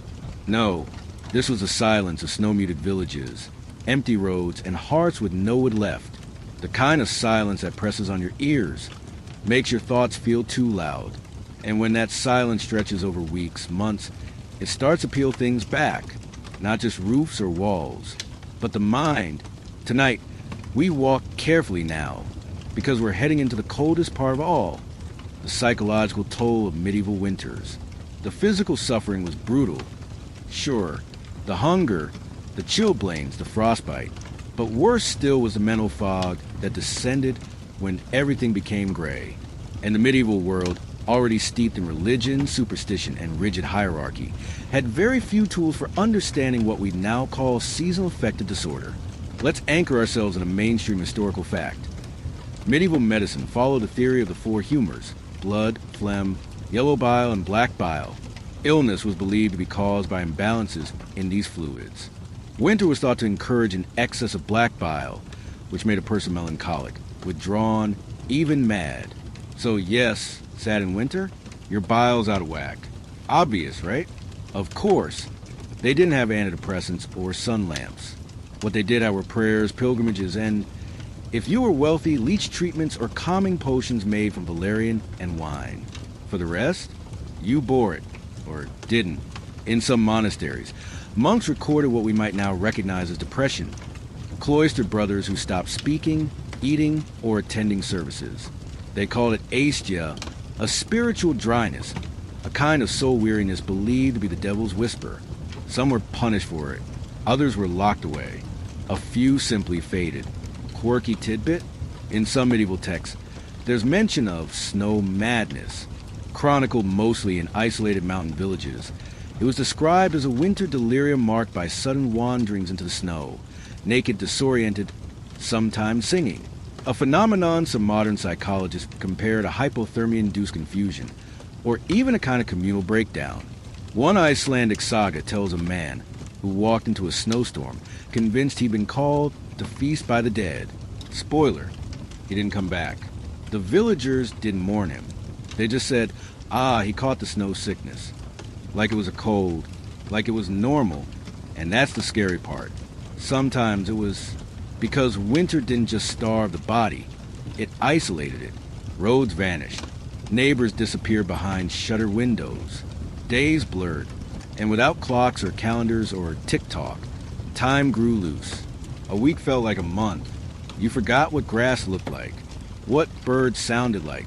Historians still argue whether these long periods of confinement, especially for the elderly or sick, led to genuine psychotic breaks or just exaggerated folk tales passed around the fire. Either way, the stories remain, like the one from Bavaria of a family who, after being snowed in for 40 days, came out convinced the son had died.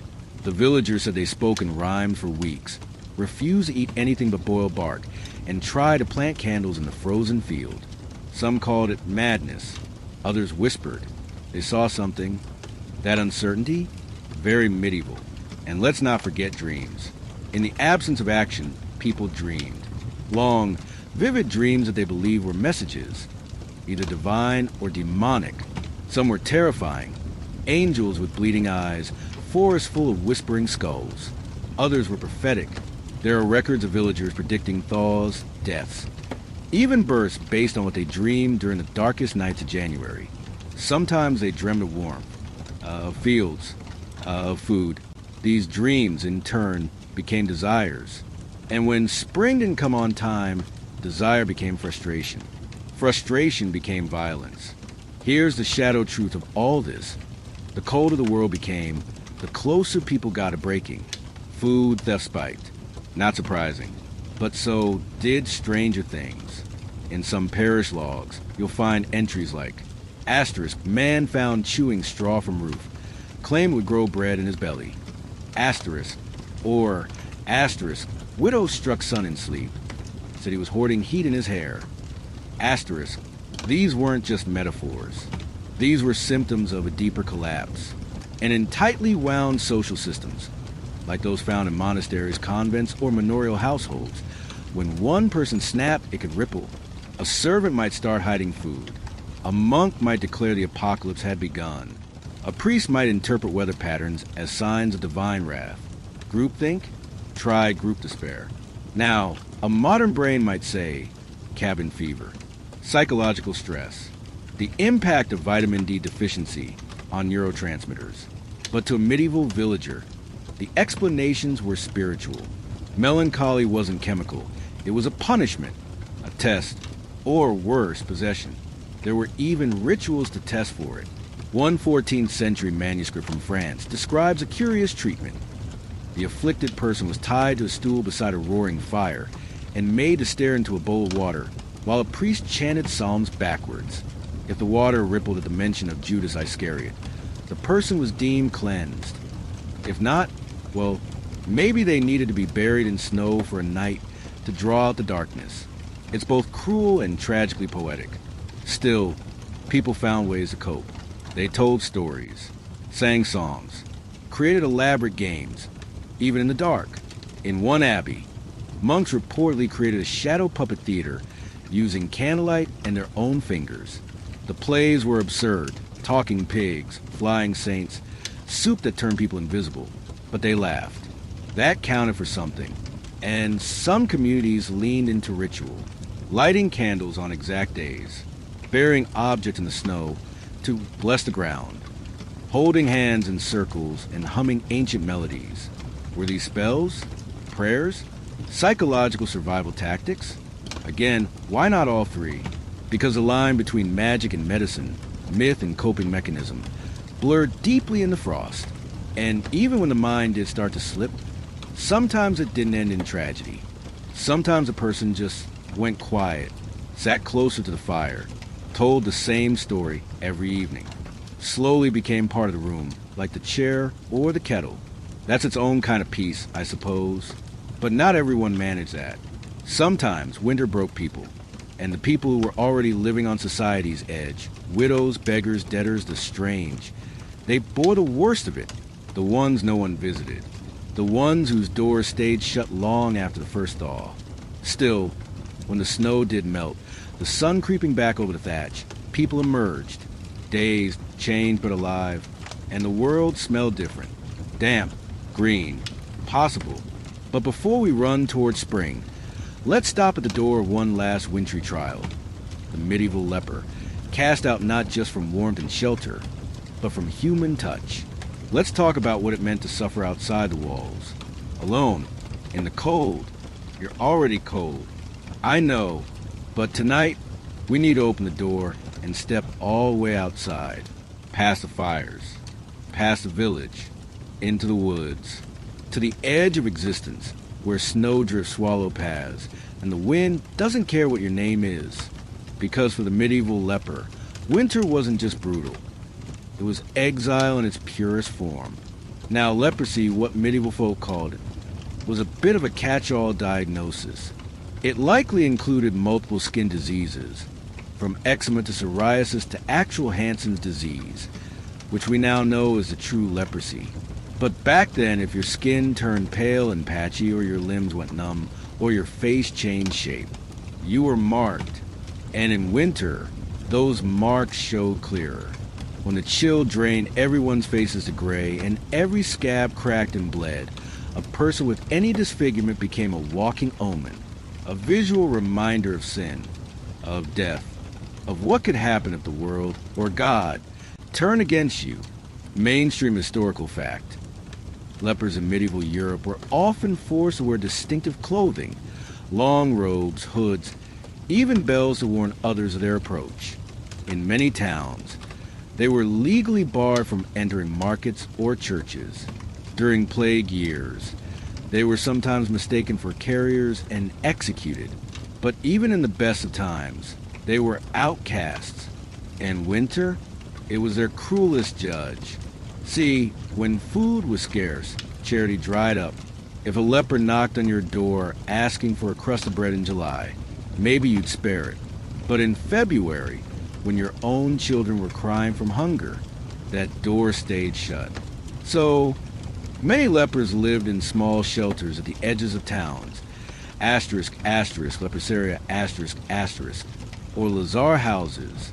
Some were funded by the church, but most were desperately under-resourced.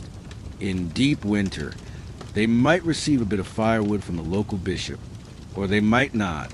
There's one record from a lazar house outside York, 1314.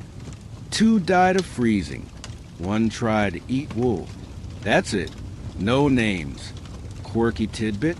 In some regions, lepers were permitted to keep dogs, not just for companionship, but because it was believed dogs could sense the onset of death.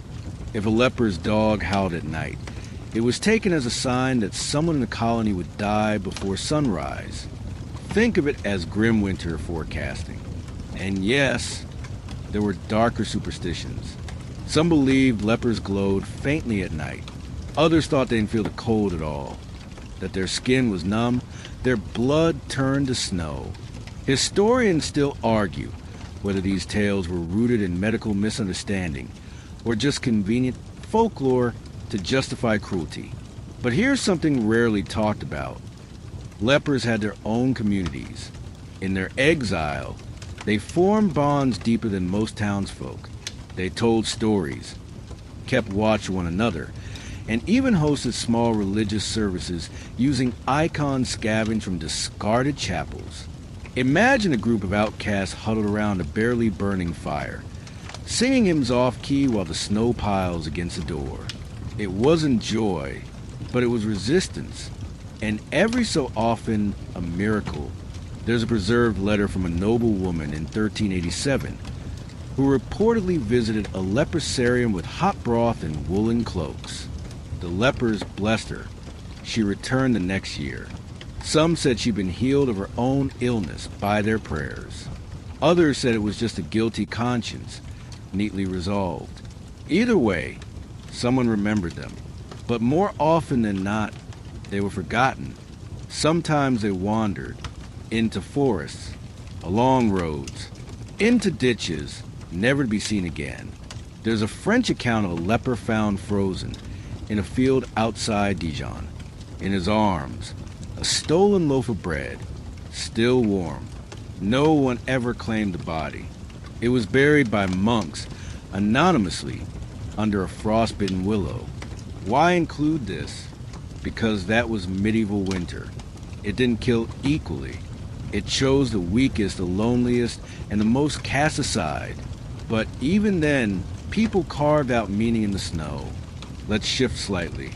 Because it wasn't just lepers who suffered alone in the cold. There were widows, hermits, lost travelers, excommunicated monks. The medieval countryside was scattered with people on the margins, those without hearth or home or family. Winter exposed them. Some froze. Some found shelter with strangers. Some found God. One curious tradition: hermits who survived winters alone were seen as spiritually advanced. Surviving cold was proof of divine favor. In some legends, their footsteps never melted the snow. In others, the animals brought them food. Real or not, these tales gave hope to those abandoned at the edge. And the church knew this. That's why every winter, certain feast days included almsgiving to the poor, the sick, the lepers. It was a chance for the wealthy to ease their consciences with a crust of bread or a spoon of broth, enough to say, I gave Not always enough to save. Still, those on the outside often knew winter best. They knew the weight of snow, the music of wind, the difference between white frost and hoarfrost. They knew how to read icicles for signs of change, how to dig for roots when nothing grew, how to wait, and how to endure. Their stories rarely made it into books, but every village had them. The man who wandered into town once a year, wrapped in rags, with tales of ghostly wolves and moonlit trees. The woman who sang at the edge of the well until the snow fell. The boy with no name who left footprints in fresh snow but never appeared. These were the winter folk, the forgotten, the feared, the wise, and sometimes the warmest-hearted of all. Let's not pretend their lives were fairy tales. Most died hard, quiet deaths, but some survived, and in surviving they became symbols of resilience, of strangeness, of what winter couldn't kill. As we begin to move toward the thaw, there's one last chapter to explore. The unexpected festivals, the wild joy, the desperate revelry that erupted in the very heart of the cold. Because when you've been cold long enough, sometimes the only sane response is to dance. There's something almost rebellious about laughter in the snow. When the world outside your door is bone white and silent, when your toes haven't felt warm in 3 months, when stew has become more a suggestion than a meal, that's when the giggles hit hardest. Unhinged, maybe, but real. Because the medieval mind, as weary and battered as it could be in winter, never fully forgot joy. Let's talk about festival season. Yes, really. While the natural world went asleep, some medieval folks decided to throw a party. Let's start with a historical fact. Feast of Fools, held in various parts of Europe, most famously in France. It was a riotous celebration around early January, especially on or near the Feast of the Circumcision. That's January 1st, by the way. Yes, circumcision. I know, but while the church calendar said solemn prayer, the people said, nah, let's crown a peasant bishop and let pigs run to the nave. And they did. Peasants dressed as priests. Choir boys sang obscene songs. Townspeople danced in donkey masks. There were burlesque sermons, wine flowing where holy water should have been, and jokes so dirty even I can't say them at bedtime. Why? Because the cold pushed people to the edge. The Feast of Fools was pressure release, organized chaos. A time to turn the world upside down before it crushed you. The bishop becomes a jester. The jester becomes king. Just for a day. Quirky tidbit? In one account from 15th century Rouen, a man was crowned lord of misrule and rode a live goose into cathedral while shouting fake Latin curses. The goose, by the way, bit someone. That's the whole story. No moral, just a goose with attitude and a town that needed to laugh. Of course, the church hated it. Well, most of the church. Some priests joined in. Others issued angry decrees, calling the festival an insult to the dignity of God's house. One bishop even tried to exorcise a cathedral after the feast, sprinkling it with holy water and muttering, "Never again." Historians still argue whether the feast was truly tolerated or just slipped past official eyes every year with a wink and a shrug. Either way, it became legend, and it wasn't alone. There was also Plow Monday, the first Monday after Epiphany. Farmers dragged decorated plows through frozen villages, asking for coins to bless the coming harvest. Sometimes they were polite, sometimes they weren't. If you didn't give, your doorstep might be plowed into mud. It was agricultural trick-or-treating, really, but it reminded everyone that beneath the frost, the earth would wake again. And then there was Candlemas on February 2nd, a softer celebration, filled with candles, songs, and the hopeful hum of approaching spring. People carried lit tapers through darkened churches. Women blessed seeds. Men watched the sky, hoping for a shift in the wind. If the candle flame flickered just right, The cold would break early. If not, well, better stoke the fire. These festivals weren't always cheerful. Some were desperate. There's record of Midwinter Mummers plays where the hero dies and is resurrected, often bloodily, in mock combat. People watched in silence, clutching each other's hands, waiting for the actor to rise again. Because if he could return, maybe so could the sun. And in taverns? Oh, the games got wild. Men and women played blind man's bluff with fire pokers nearby. One game involved trying to kiss someone without using your hands, while blindfolded, while standing on a slippery floor of rushes. Dangerous? Yes. Romantic? Debatable.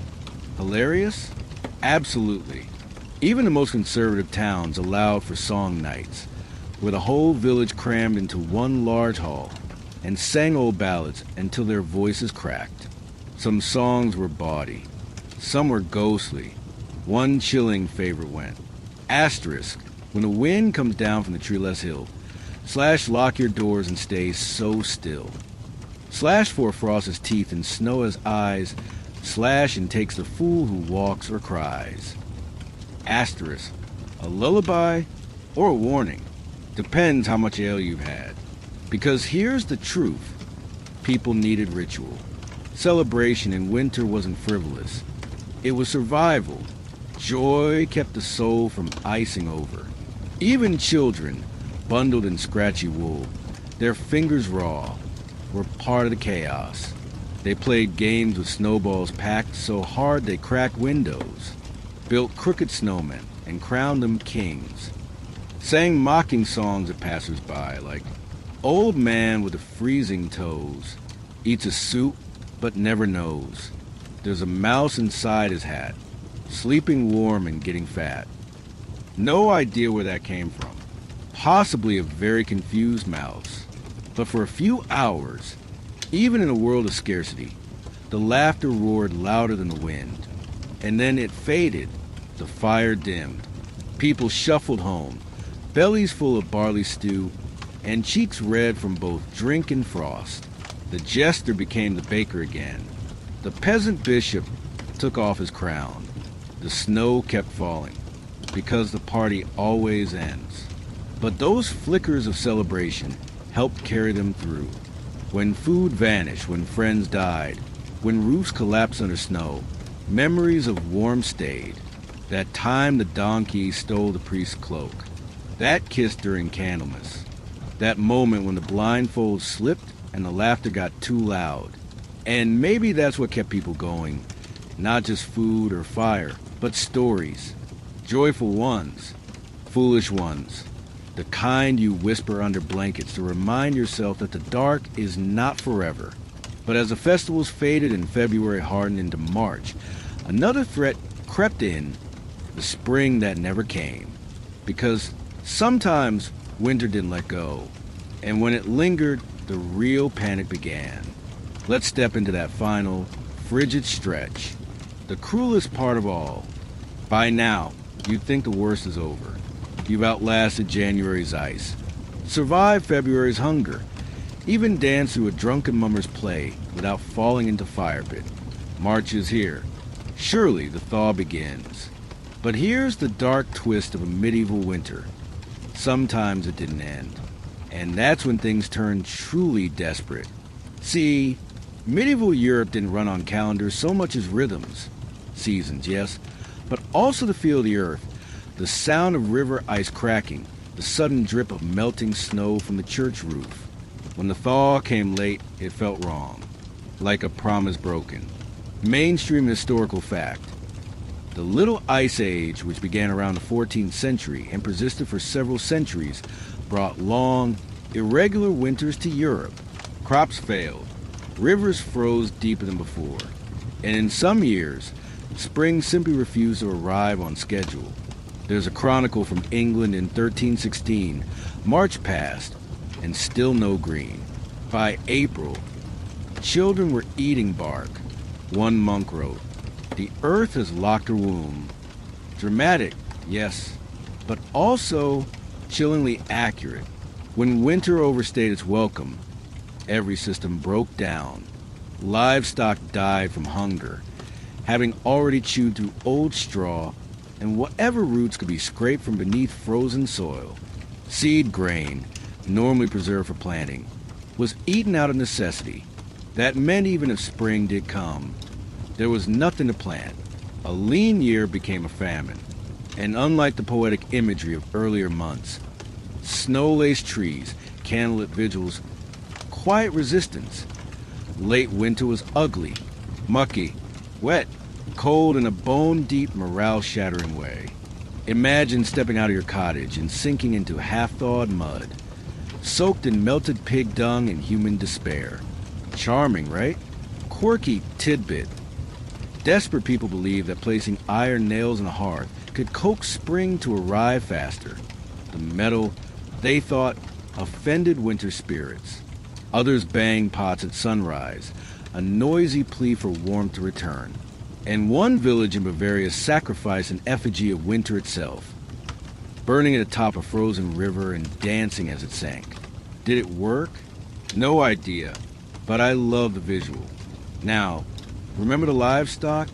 With grass still hidden beneath frost, many animals were fed blood bread, a mix of stale grain and cow's blood boiled into a mush. Sounds metal, but for many, it was the only way to keep animals alive until pastures reopened. And for humans, the diet got rough. Meat was long gone.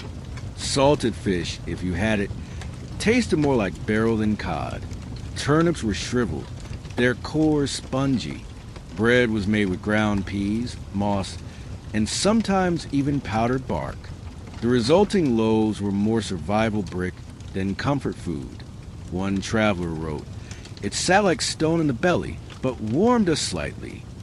Historians still argue whether mass spring deaths in certain years were due to actual starvation or nutritional collapse, vitamin deficiency, slow organ failure, weakened immune systems. Probably all three. Records are vague, painfully so. And in the midst of this, people looked for someone to blame. Witches were an easy target. Late winter was prime time for accusations. If your neighbor's cow died, which, if your well froze deeper than the village's, definitely a witch. If your toddler had a rash that looked like frostbite, well, someone clearly hexed them. Trials, especially in the 15th and 16th centuries, often peaked in these liminal months. People couldn't control the weather, so they went after the old woman with the crooked smile and too many cats. Classic scapegoat math. But not everyone gave into panic. Some communities leaned harder into ritual. In parts of Eastern Europe, spring processions wound through villages, dragging garlands of evergreens and singing songs older than Christianity itself. They weren't asking the cold to leave. They were telling it. There's something incredibly powerful about that. People standing in slush, faces raw with wind, shouting hymns toward the sky, refusing to be silent, refusing to freeze alone. And yes, some years it worked. Slowly, birds returned. The ice cracked. A sprig of green broke through muck. And just like that, life rebooted. But others, the thaw never fully came. It dragged into April, or May. In one account from 1409, snow fell on Pentecost Sunday, late May. Crops were lost before they were planted. That year, thousands died, quietly, without fanfare. That's the harshest truth about medieval winter. It didn't kill you quickly. It waited, tested, wore you down until you simply stopped. And yet, here we are, telling the story, because people did survive. Somehow, by lighting fires too small to matter and tending them anyway, by singing nonsense songs in frozen taverns, by saving one seed, just one, for a spring that might never come. They made it, and so did we. Now, take a slow breath, because this is where the script softens, where we leave behind the frozen cloisters and snowbound forests. Let's wind down, So here we are at the quiet end of a long, frozen tale. The fires have gone low. The wind outside has hushed just a little. And the snow, it's still falling, but softer now, like the sky is exhaling. You wander with me through the thick of it, past frozen wells and broken barns, into shadows of convents and across frostbitten fields. You've met monks with numb fingers, lepers with dog companions, mothers who turn broth into miracles, and fools who dance in donkey masks just to feel warm for a moment. And through it all, the winter never let up. But still, people dreamed of warmth, of spring, of mornings when the world didn't creak and groan with cold.